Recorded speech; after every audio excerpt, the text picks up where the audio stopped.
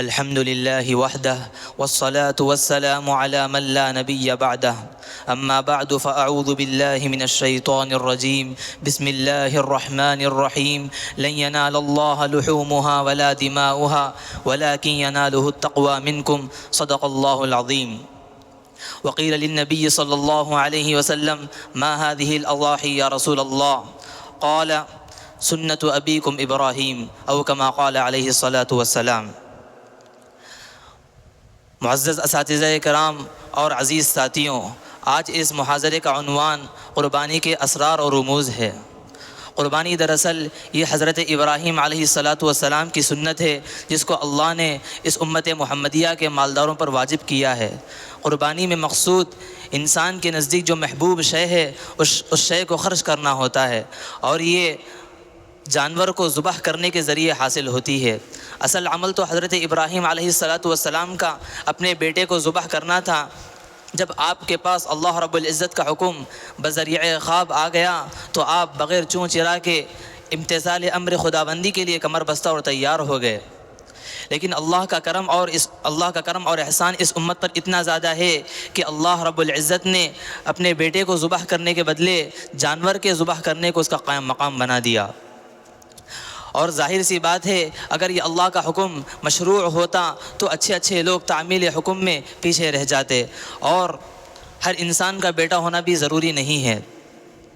ماضی قریب کے ایک بڑے مجدد اور حکیم الامت اشرف علی تھانوی رحمۃ اللہ علیہ فرماتے ہیں، قربانی کے اسرار و رموز کو مفصل ذکر کرتے ہوئے فرماتے ہیں کہ قربانی کے ذریعے تقوی کا ایک اعلیٰ درجہ حاصل ہوتا ہے۔ قرآن پاک میں ارشاد فرمایا گیا لن ینال اللہ لحومها ولا دماؤها ولکن ینالہ التقوی منکم، اللہ کے نزدیک تمہاری طرف سے تمہارا گوشت اور تمہارا خون نہیں پہنچتا بلکہ تمہاری طرف سے تمہارا تقوی پہنچتا ہے۔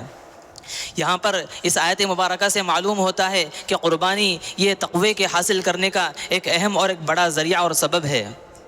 اور یہاں پر جو اس تقوی کا ذکر کیا گیا یہ عام تقوی سے الگ اور ممتاز ہے۔ یہاں پر تقوی کی ایک اعلیٰ قسم کو ذکر کیا گیا۔ ہر عمل کا تقوی دوسرے عمل کے تقوی سے الگ اور مختلف اور ممتاز ہوتا ہے۔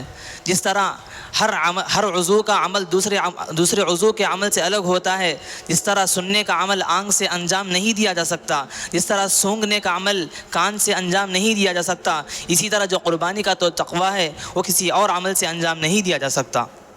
اس سے معلوم ہوا کہ ہر عضو کا عمل جس طرح دوسرے عضو کے عمل سے الگ ہوتا ہے، اسی طرح یہاں پر بھی قربانی کا جو تقوی ہے وہ دوسرے تقووں سے الگ اور ممتاز ہے۔ اور یہاں پر جو تقوی قربانی کا مراد ہے یہ تقوی کے ایک اعلیٰ درجے کی قسم ہے۔ اس کا اشارہ قرآن پاک کی اس آیت مبارکہ سے ملتا ہے جس میں اللہ رب العزت نے ارشاد فرمایا یا ایھا الذین آمنوا اتقوا اللہ حق تقاتہ ولا تموتن الا وانتم مسلمون، اے ایمان والو اللہ تعالیٰ سے کما حق ہو ڈرو اور اسلام کی حالت میں مرو، یعنی تابع داری کی حالت میں مرو۔ یہاں پر تقوی کے اعلیٰ درجے کو اسلام نفس قرار دیا، یعنی اپنے آپ کو اللہ کے لیے مکمل قربان کر دینا، اللہ کے احکام کے یہاں اپنے نفس کو قربان کر دینا۔ اور اسی کی ایک صورت اور ایک شکل اس چیز کو قربان کرنا ہے جس میں جان قربان ہوتی ہو، اور وہ ہے قربانی۔ چنانچہ اس سے معلوم ہوتا ہے قربانی کے ذریعے تقوی کے اعلیٰ درجے کی قسم حاصل ہوتی ہے۔ اسی طرح آگے چل کر علامہ تھانوی رحمۃ اللہ علیہ فرماتے ہیں کہ قربانی کے مشروع ہونے کی ایک حکمت تشبہ بالحجاج ہے، یعنی حجاج کرام کی مشابہت اختیار کرنا ہے۔ جس طرح حجاج کرام احرام کی حالت میں ناخن کاٹنے سے گریز کرتے ہیں، جس طرح وہ لوگ احرام کی حالت میں بال کو چھونے سے گریز کرتے ہیں، جس طرح وہ احرام کی حالت میں تلبیہ کو بکثرت پڑھتے ہیں، اسی طرح یہاں پر قربانی دینے والے ناخن کو نہیں چھوتے ہیں اور بال کو نہیں کاٹتے ہیں اور تکبیر تشریق کو کثرت سے پڑھتے ہیں۔ جس طرح حاجی مینا کی سرزمین پر ہدی کو قربان کرتا ہے، اسی طرح یہاں پر عام مقیم مسلمان اپنے گھروں پر قربانی کو انجام دیتے ہیں۔ اس سے معلوم ہوتا ہے کہ قربانی کے درمیان اور حج کے درمیان ایک مناسبت ہے۔ اس کی تائید اللہ کے نبی صلی اللہ علیہ وسلم کی اس حدیث سے ہوتی ہے جس میں اللہ کے نبی صلی اللہ علیہ وسلم سے پوچھا گیا ای الحج افضل، حج کے اندر افضل عمل کیا ہے؟ تو اللہ کے نبی صلی اللہ علیہ وسلم نے جواب میں فرمایا العج والثج، یعنی بلند آواز سے تلبیہ کہنا اور قربانی اور ہدی کے خونوں کو بہانا۔ اور یہ دو کام بھی قربانی کے اندر انجام دیے جاتے ہیں۔ چنانچہ اس سے بھی تشبب الحجاج کا ہونا معلوم ہوتا ہے، یعنی اللہ تعالیٰ نے حج میں آنے کا موقع نہیں دیا، لیکن ہم گھر پہ رہتے ہوئے ان حجاج کرام کے ان اعمال میں مشابہت کر سکتے ہیں۔ اسی طرح آگے چل کر علامہ تھانوی رحمۃ اللہ علیہ فرماتے ہیں کہ قربانی کے اندر اپنے نفس کو فنا کر دینا پایا جاتا ہے، اور اس کو سمجھنے کے لیے اللہ کے نبی صلی اللہ علیہ وسلم کی اس حدیث مبارکہ کو سمجھنا ہوگا، جس میں صحابہ کرام رضوان اللہ علیہم اجمعین نے اللہ کے نبی سے دریافت کیا، ما هذه الاضاحی یا رسول اللہ، یعنی ان قربانیوں کی حقیقت کیا ہے؟ تو اللہ کے نبی صلی اللہ علیہ وسلم نے جواب میں فرمایا، سنت ابیکم ابراہیم، یہ تمہارے ابا جان ابراہیم علیہ السلام کی سنت ہے۔ اب سوال یہ ہے کہ حضرت ابراہیم علیہ السلام کی سنت سے کیا مراد ہے؟ اگر ہم مینڈے کے ذبح کرنے کو اگر مراد لیں گے تو یہ بعید از معنی ہوگا۔ کیوں؟ اس لیے کہ مینڈے کو ذبح کرنا یہ آپ کے ارادے اور قصد کے بغیر تھا۔ چنانچہ معلوم ہوا کہ آپ کا اصلی عمل اپنے بیٹے کو ذبح کرنا تھا، لیکن اگر ہم سنت کے لفظ میں غور و فکر کریں گے تو معلوم ہوگا کہ سنت کا اطلاق اس عمل پر ہوتا ہے جس پر مواظبت ہوتی ہے، جس پر پابندی ہوتی ہے، اور یہاں پر آپ علیہ السلام سے اپنے بیٹے کو ذبح کرنا صرف ایک مرتبہ صادر ہوا، چنانچہ اس پر بھی سنت کا اطلاق کیا جانا مشکل ہے۔ پھر آخر سوال یہ باقی رہ جاتا ہے کہ سنت و ابیکم ابراہیم سے کیا مراد ہے؟ تو اس کا اشارہ قرآن پاک کی آیت مبارکہ سے معلوم ہوتا ہے، جس میں اللہ رب العزت نے حضرت ابراہیم علیہ السلام سے فرمایا، اذ قال له ربه اسلم، یعنی اللہ رب العزت نے حضرت ابراہیم علیہ السلام سے کہا کہ فرمانبردار اور مطیع بن جاؤ، یعنی اپنے آپ کو مکمل حوالے کر دو اور اپنے نفس کو فنا کر دو۔ تو اس کے جواب میں حضرت ابراہیم علیہ السلام نے فرمایا، قال اسلمت لرب العالمین، میں دونوں جہاں کے پروردگار کے تابع اور فرمانبردار بن گیا۔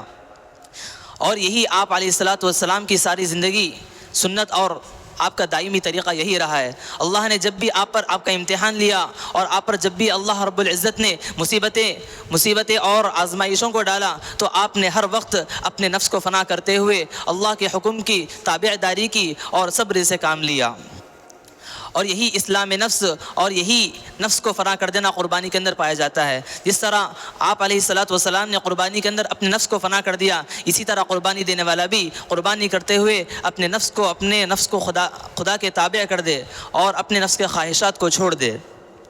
اسی طرح قربانی کی ایک حکمت اللہ تعالیٰ کی بے انتہا بے شمار نعمتوں پر شکر بجا لانا ہے۔ جن نعمتوں میں سے عظیم نعمت حیات ہے اور نعمت مال ہے۔ ہر انسان اپنے ہر سانس کی نعمت اگر ادا کرے تب بھی یہ کم ہے۔ اسی طرح ایک حکمت یہ بھی ہے کہ معاشرے کے اندر مساوات کو قائم کرنا ہے اور باہمی محبت کو پیدا کرنا ہے۔ اللہ رب العزت نے قرآن پاک میں ارشاد فرمایا، فَكُلُوا مِنْهَا وَأَطْعِمُوا الْبَائِسَ الْفَقِيرَ، قربانی کے گوشت کو تم بھی کھاؤ اور فقیر اور نادار کو بھی کھلاؤ۔ چنانچہ اس سے معلوم ہوتا ہے کہ قربانی کا ایک مقصد غربا اور ان کے درمیان آپسی محبت کو پیدا کرنا ہے، مساوات کو قائم کرنا ہے اور فقراء کی امداد بھی کرنا ہے۔ اور اسی طرح آخر میں علامہ تھانوی رحمۃ اللہ علیہ فرماتے ہیں کہ ہمیں تو اللہ اور اس کے رسول کے احکام کی اتباع کرنا ہے، قربانی کی حکمتیں ہماری عقل میں آئے یا نہ آئے۔ اسلام کے جو اصول ہے، توحید، رسالت وغیرہ، یہ عقلی ہے، باقی فروع کا عقلی ہونا ضروری نہیں ہے۔ چنانچہ ہر حکم میں حکمتوں کا تلاش کرنا یہ ایک بغاوت کا شعبہ ہے۔ اور آگے چل کر آپ رحمۃ اللہ علیہ فرماتے ہیں کہ توحید اور رسالت کو عقلی طور پر سمجھ لو، پھر قال اللہ اور قال الرسول کافی ہو جاتے ہیں۔ کوئی نصرانی پوچھے یا کوئی یہودی پوچھے یا کوئی ہندو پوچھے تو ہر ایک کا جواب یہی ہے کہ اللہ کا حکم ہے اور اللہ کا حکم ماننا ضروری ہے، اس لیے ہم قربانی کو انجام دیتے ہیں۔ اگر ہم ہر سوال پر حکمتیں بیان کرنا شروع کر دیں تو ہمارے ناقص عقل کی بنا پر ہم عاجز آ جائیں گے۔ اس لیے ایک ہی جواب ہے کہ اللہ کا حکم ہے۔ اللہ تعالی ہم سب کو قربانی کا مقصد جان کر اس کو انجام دینے کی توفیق عطا فرمائے۔